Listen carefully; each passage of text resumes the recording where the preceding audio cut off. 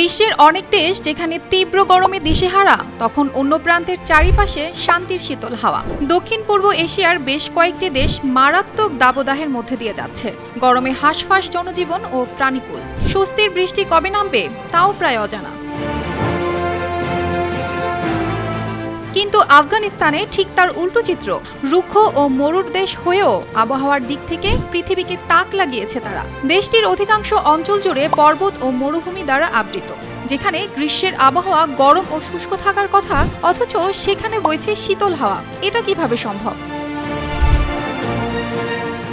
মাত্র 11 থেকে 16 ডিগ্রি তাপমাত্রা নিয়ে বেশ শান্তিতেই দিন কাটাচ্ছেন সেখানকার বাসিন্দারা। রাজধানী কাবুল সহ বেশ কয়েকটি শহরে দেখা গেছে সবুজ গাছপালায় ছেয়ে গেছে চারপাশ। সুন্দর সময় কাটাচ্ছেন শান্তিপ্রিয় আফগানিরা।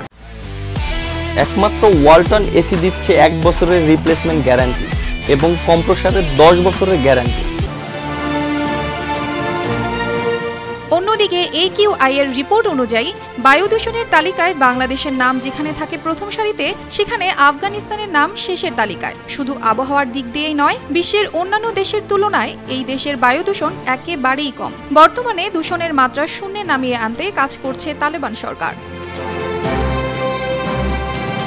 এর জন্য রয়েছে তাদের বেশ কিছু পরিকল্পনাও। বিশেষ করে বেশ কয়েকটি শহরে গড়ে তোলা হয়েছে উদ্যান ও পার্ক, যেখানে অজস্র গাছ রোপণের মাধ্যমে বায়ু দূষণ সহ নিয়ন্ত্রণে রাখা যাচ্ছে তাপমাত্রা। রাজধানী কাবুলের ওপর বায়ু দূষণের চাপ এড়াতে পাশেই তৈরি করা হচ্ছে অত্যাধুনিক শহর নিউ কাবুল। কাবুল থেকেও 1.5 গুণ বড় নিউ কাবুল সিটি। সেখানেও পরিকল্পিতভাবে তৈরি করা হয়েছে উঁচু উঁচু ইমারতের পাশাপাশি পর্যাপ্ত পানির ব্যবস্থা, শত শত গাছের উদ্যান, যেন ভবিষ্যতে এই শহরে আবহাওয়া ও বায়ু দূষণমুক্ত থাকতে পারে। আফগানিস্তান প্রাচীনকাল থেকেই এশিয়ার একটি গুরুত্বপূর্ণ অঞ্চল। বহু প্রাচীন বাণিজ্য ও বহিরাক্রমণ এই দেশের মধ্য দিয়ে সংঘটিত হয়েছে। শতাব্দীর পর শতাব্দী ধরে বহু লোক আফগানিস্তানের ভেতর দিয়ে চলাচল করেছেন এবং এদের মধ্যে কেউ কেউ সেখানে বসতি স্থাপন করেছেন। প্রায় 2 দশক পর 2021 সালের 15ই আগস্ট আফগানিস্তানের রাষ্ট্রক্ষমতায় আসীন হয় তালেবান সরকার। আপনি যখন কাবুল আন্তর্জাতিক বিমানবন্দরে পৌঁছাবেন, প্রথমেই যে বিষয়টা আপনার নজরে পড়বে তা হলো ইমিগ্রেশনে পাসপোর্টের সিল লাগানোর দায়িত্বে থাকা কালো পোশাক আর মাথায় বাদামি স্কার্ফ পরা নারীদের।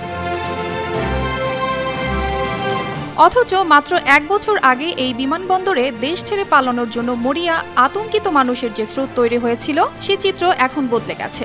এখন এদেশের মানুষ পরম শান্তিতে বসবাস করছে। কে ভেবেছিল এই লাগাতার যুদ্ধ লেগে থাকা দেশের মানুষ এতটা শান্তিতে বসবাস করবে?